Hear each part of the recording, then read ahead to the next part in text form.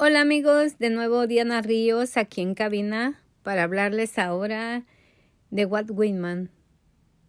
Walt Whitman nació el 31 de mayo de 1819 en una casa que había construido su padre con sus propias manos en West Hill, Long Island.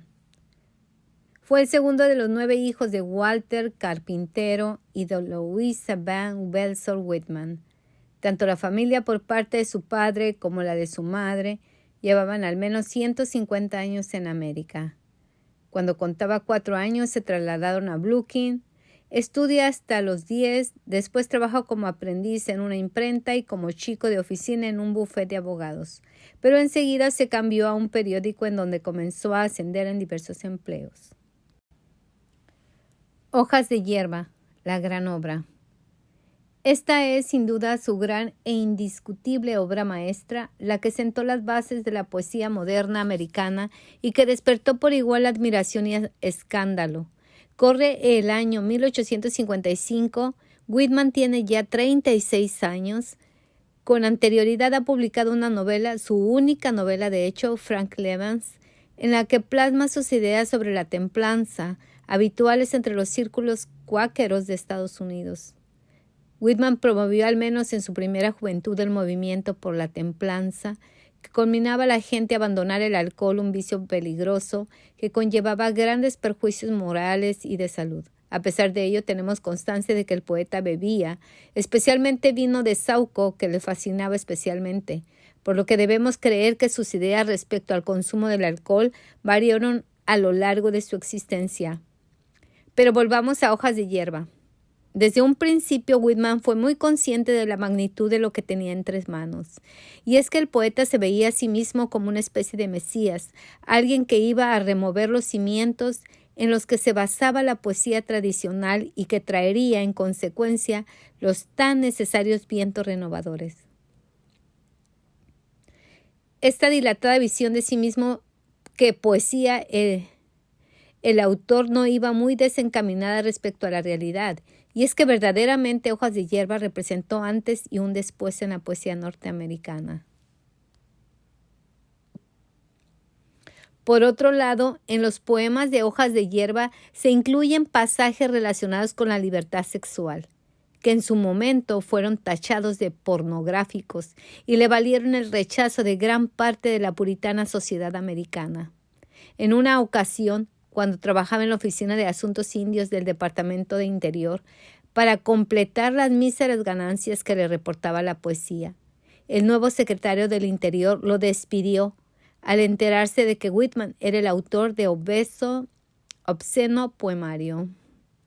Uno de sus grandes admiradores, que llegó incluso a enviarle una larguísima carta de 5 páginas donde elogiaba la primera edición de Hojas de hierba y a su autor, fue el también escritor Ralph Waldo Emerson, que nace en 1803 y muere en 1882.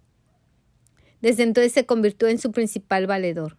A pesar de ello, la relación se enfrió cuando Whitman realizó la versión de 1860 en la que incluía el poema Calamus con un velado contenido homosexual. El fugaz encuentro.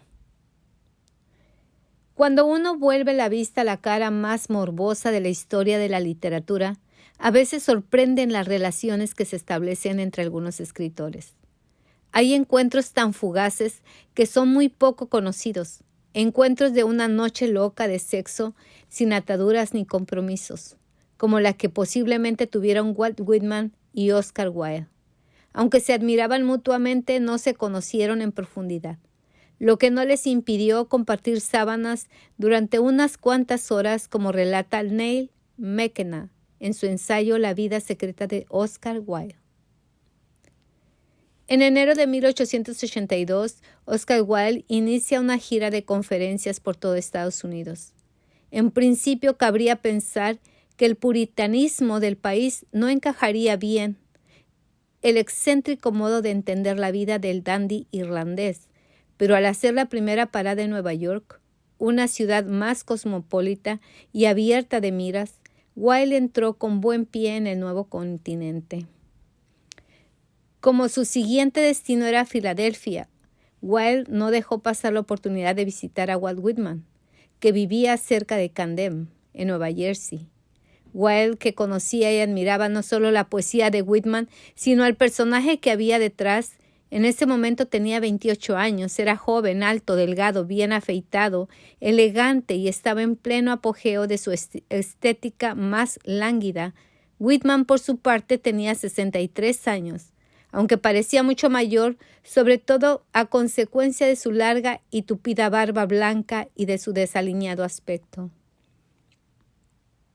De esta manera lo refiere Neil McKenna. Oscar quería conocer a Walt Whitman, a quien él y muchos otros consideraban el mayor poeta vivo de América.